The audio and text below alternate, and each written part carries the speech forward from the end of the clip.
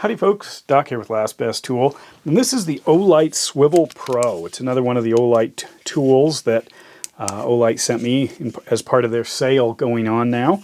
And it has actually been on my list. Actually, the previous version, the regular swivel, not the Pro version, because this just came out. But, you know, as you know, I'm a fan of this Klein light. It's kind of a work light, area light, not a spotlight. And it just comes in very handy. Simple to manipulate, able to use it in all kinds of different positions. Here's a sort of one, a snap-on version. This is more of a pocket light. Doesn't have any of the real advantages that are wonderful with the Klein light. Here's an older snap-on, kind of the same thing, magnetic base. You try to just get this to balance in whatever position it is, you know, to light up your workspace, whatever you're doing, you know, under a hood or under a sink. This has always been one of my favorites, this Milwaukee, where it's got a really strong magnetic base here, but then also both a spot and a flood in a fairly solid small unit. I think the clip's on backwards. I keep saying that every time I talk about it, but what I was interested in is basically the Klein, only better. Now, here's the Olight Swivel Pro, very similar to the Klein in look. It's using a slightly different LED configuration, way more powerful. I'll get to that. But it's also taken a few of the hints from users as to what they'd want something like this to be able to do. So first of all, this thing, let me go through the specs on it. It has the front floodlights, it has a spotlight, and then it also has red LEDs that will light up and flash in red. So USB-C charging, I believe it's a 5200 milliamp battery. It does not charge devices. This you can pull some juice out of. I think the 5200, it was probably enough to be able to, you know, grab some phone charge if you needed it, but that's not part of this one's deal. So first of all, there is a button on the side that controls everything. So first click, that turns it on to a low setting. There are three settings. There is high, medium. The high is 1100, the medium is 500 lumens, and the low is 35 lumens. So it turns on to a medium. Click it again fairly quick. It goes up to that full 1100, and then click it again, and it goes down to the lowest. There's a pause in between that's causing it to shut off. So if I turn it on, it's medium, high, low. If I click it again, it goes to a solid red. And this solid red is 45 lumens and lasts about 14 hours. So you can use this as a signal if you want. Or even better, if I toggle through these, I can go to this blinking red.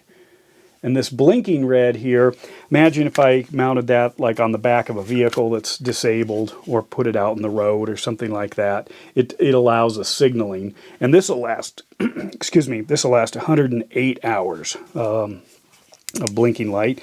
Now there is a light up here, so if I go to just turn it on and then just hold the button in, it switches to basically a focus spotlight. And that spotlight's got two speeds. It's got 220 lumens and 60 lumens. And I can toggle between those because it immediately goes back to the last light I used, whether it's the front area light or the spotlight. And then if I click it within those couple seconds, you can see. So it starts out 220 lumens and then drops down. Oops, took too long. There it is, drops down to the 60 lumens. So I can get about 55 hours of low speed there. So it's got some longer runtime.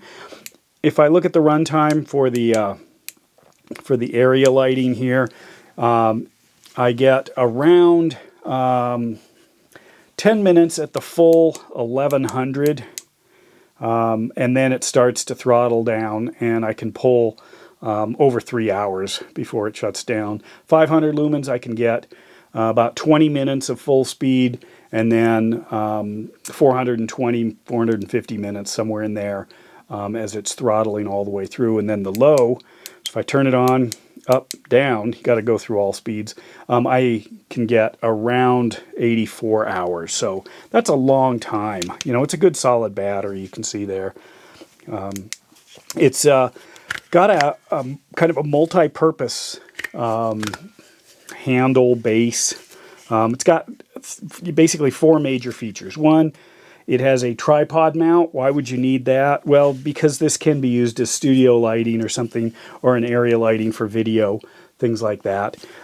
It's got a very strong set of magnets there. There are 3 magnets here. If you look at like the Klein's got a very small set of magnets in just this one spot, and the Snap-on's got just these 2 little magnets here.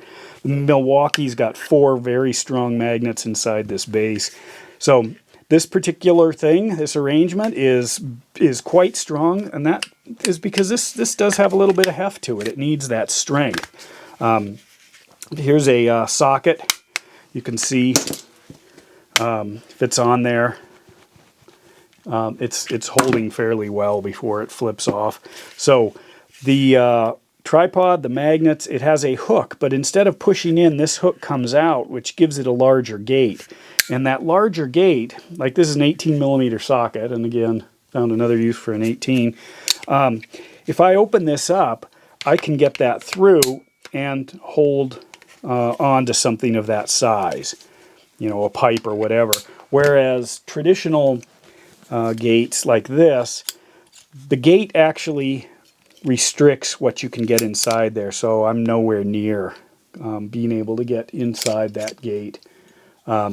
And if I'm in, I can't open the gate. So that's why they do that. It's different. You know, I'm used to, basically, on something like this, if I was going to clip into it, it'd be very fast to just clip in and then hang it. But on this, it's pretty fast. I can't clip in as fast. But once it's in, if I want to take this off, I can just slide it right out. You see that? So, you know, one or the other. It also has a rotation on the base that and a 180-degree swivel here. That's probably where the name came from. This gives about 150 degrees. That is noticeably different than the Klein, which is 360. So when I thought about that, is that creating a problem? But in reality, you can actually get this into all kinds of positions. So if you need it upright, you need it at an angle, you need it tip. Most of this is designed, it tips up quite well, but you can tip it down, as you see there. Give it some light so you can see.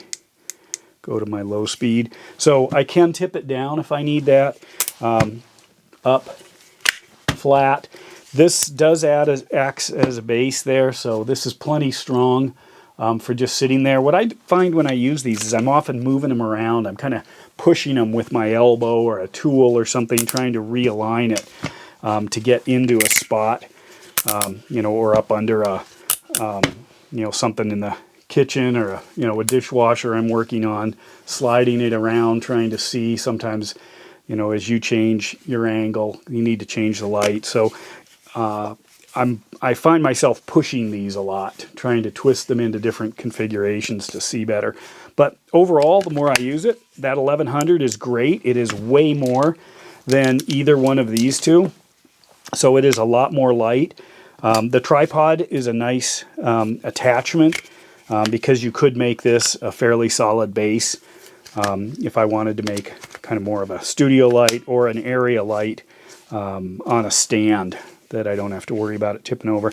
And again, this will probably end up in my overlanding kit. I have taken these, and I've mentioned that before. I've stuck them to the body of my truck when I'm working on things, basically as area lights, both in the bed of the truck, and if I'm, say, a campsite or something, I'll snap these on and then light up the side of my vehicle.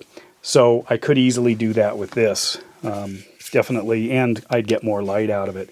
It's about almost a meter drop tested, drop rated, and it has a pretty decent IPX rating. It's IPX4, which gives it some, you know, splash protection, things like that, but it seems pretty solid.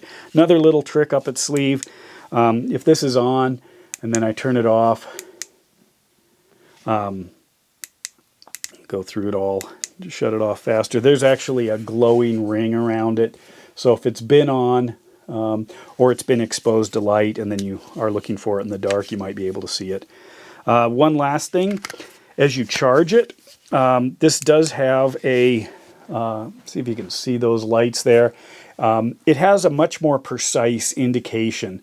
So 4 lights is 75% on up, 3 lights is 50 to 75, 2 lights is 25 to 50, 1 light is 5 to 25, and 1 blue blinking is less than 5, which makes a big difference if you are wondering how long it's going to last. Those you can turn into percentages.